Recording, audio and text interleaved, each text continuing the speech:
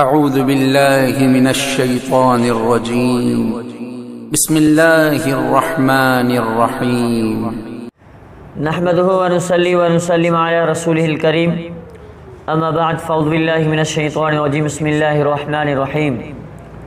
قابل صدر احترام میرا عزیزی وقار دوستوں اور بزرگوں بھائیوں، السلام علیکم ورحمۃ اللہ تعالی وبرکاتہ۔ ہر روز کی طرح آج بھی آپ حضرات کے سامنے اہم سوالات کے جواب دینے کے لیے حاضر خدمت ہوا ہوں۔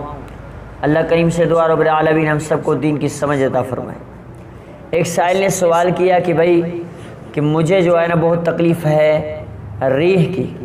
ہوا کے نکلنے کی،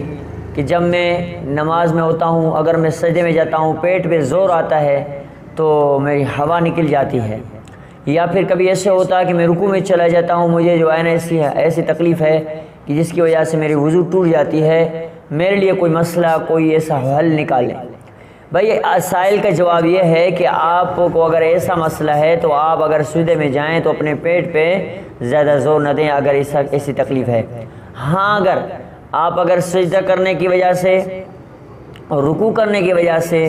آپ کا وضو ٹوٹ جاتا ہے تو آپ سجدے کو بھی ترک کریں اور رکوع کو بھی ترک کریں، اور رکوع اور سجدہ اشاروں سے کریں، آپ کی نماز ہو جائے گی، لیکن نماز کو بالکل ہر حالت میں چھوڑنا نہیں ہے۔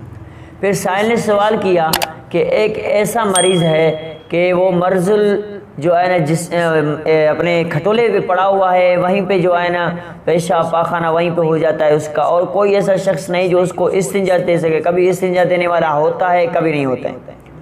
وہ کہتا ہے کہ کبھی مجھے استنجا دینے والا موجود ہوتا ہے کبھی نہیں ہوتا ہے، تو بصورت اس حالت میں کہ میرے کپڑے بھی پلیت ہوتے ہیں، میری جگہ بھی پلیت ہوتی ہے، کیا میں اپنی نماز پڑھ سکتا ہوں یا نہیں؟ بھائی سائل آپ کا جواب یہ ہے کہ نماز کو بہرحال کسی حالت میں نہیں چھوڑنا ہے، نماز کو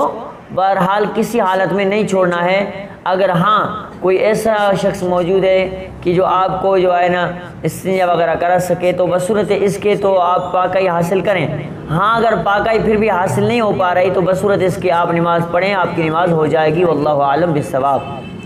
تو بھائی پھر ایک سائل نے سوال کیا کہ بھائی سائل کا سوال یہ ہے کہ میں صبح کی نماز فجر کی نماز فرض پڑھ رہا تھا، فجر کی نماز فرض نماز پڑھ رہا تھا، اچانک نماز کے فرض کے اندر ہی مجھے یاد آیا کہ میں نے سنت صبح نہیں پڑھی ہے، صبح کی سنت نہیں پڑھی ہے میں نے، کیا میں فرض کو توڑ کے سنت پڑھوں یا پھر فرض کو لگاتار رہنے دوں؟ بھائی جواب یہ ہے کہ آپ کو فرض کو توڑنے کی ضرورت نہیں ہے، آپ اپنا فرض مکمل کریں، لیکن اگر آپ نے سنت نہیں پڑھی تو سنت بصورت نماز کے فوراً بعد تو نہیں پڑھنی ہے، طلوع آفتاب ہو تو پھر آپ اپنے سنت کو پڑھ سکتے ہیں۔ پھر سائل نے سوال کیا کہ بھائی ہاں یہ وتر کے بعد جو ہم نفل پڑھتے ہیں اس نفل کے پڑھنے کی صورت کیا ہے؟ کیا نبی علیہ الصلوۃ والسلام نے بیٹھ کر پڑھا ہے یا کھڑے ہو کر پڑھے ہیں؟ تو بصورت نبی علیہ الصلوۃ والسلام کے ہمارے سامنے وضاحت فرمائے کہ بھئی نماز وتر کے بعد جو نفل ہے اس کے پڑھنے کا جو طریقہ ہے وہ نبی علیہ الصلوۃ والسلام سے بیٹھ کر بھی ثابت ہے اور کھڑے ہو کر بھی ثابت ہے، لیکن یاد رکھیں کہ بیٹھ کر نفل پڑھنے میں ثواب کی قلت ہے، اگر آپ کھڑے ہو کر نفل پڑھتے ہیں تو آپ کو ثواب بھرپور اور زیادہ ملے گا۔ اللہ کریم سے دعا رب العالمین تمام مسائل کو اچھی طرح سیکھنے اور پہ عمل کرنے کی توفیق عطا فرمائے۔ وما علینا الا البلاغ المبین۔